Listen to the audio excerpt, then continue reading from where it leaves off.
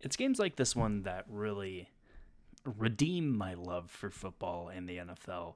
And, uh, you know, not only as a football fan, but especially as a Houston Texans fan, this was a very fun game to watch.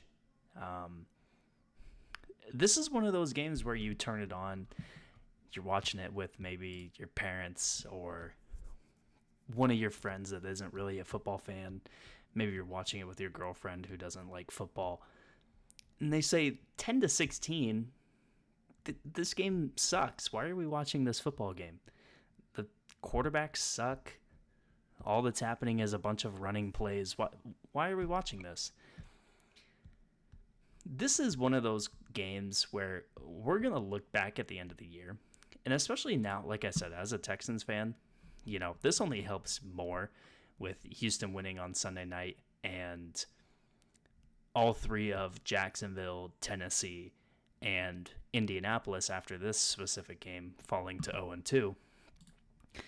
You look at games like this as the kinds of games that really separate division winners from division losers and playoff teams from non-playoff teams.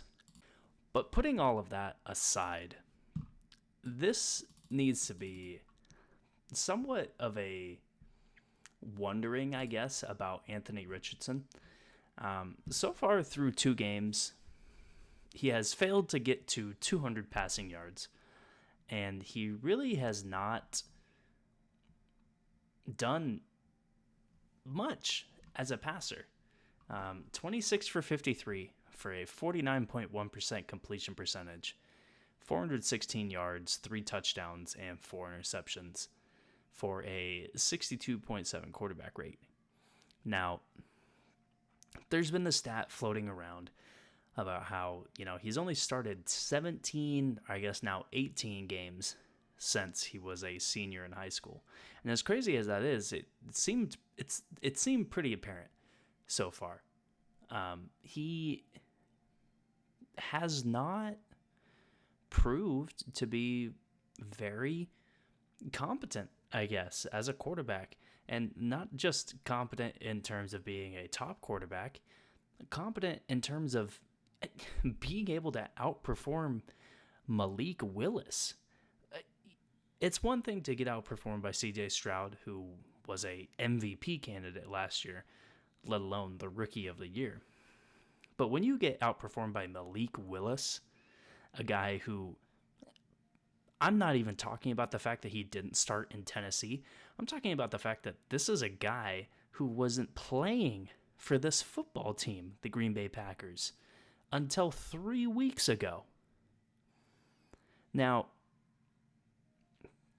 the scheme that Green Bay used in terms of utilizing Josh Jacobs and Marshawn Lloyd, it was very effective. It somehow seemed like Indianapolis didn't think that Green Bay was going to try to run the ball because Green Bay did whatever they wanted in this game on Sunday. I don't know necessarily if they just aren't equipped to stop an attack like this, but either way, they did a terrible job of trying to stop the running game. Jaden Reed and Malik Willis got into the running game as well. And it's just, there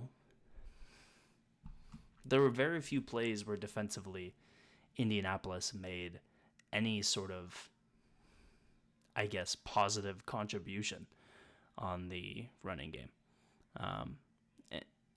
And that's fine, I guess, But you look at this game at the end of it, Indianapolis loses the time of possession game 40 minutes to 19. You can't have that.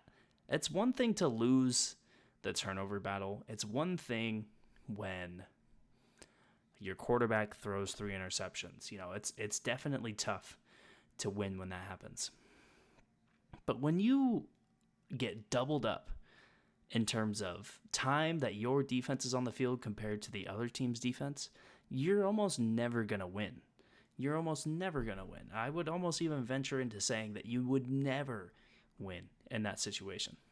And a lot of that has to do with the fact that Anthony Richardson has played terribly.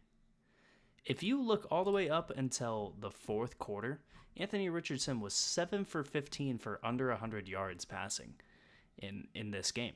And he's just not... I guess I don't know what he's not doing, because I don't think I can be the one to say what he is and isn't doing. Bottom line is, he's just not getting it done. Michael Pittman needs more than 3 receptions for 21 yards. Adonai Mitchell needs more than 1 reception for 30 yards. And, Jonathan Taylor gave you 103 yards on the ground. You can't say that Anthony Richardson was bad because they couldn't run the ball. You can't say that. You look at Anthony Richardson, and there were mechanical issues coming out of Florida that have manifested into mechanical issues in the NFL. You look at the first interception he threw. He sailed it over his receiver because he's not set properly. He's just not. It doesn't take an expert in football to tell you that he was not set on that throw. The last throw of the game, the interception, I'm not really going to count that.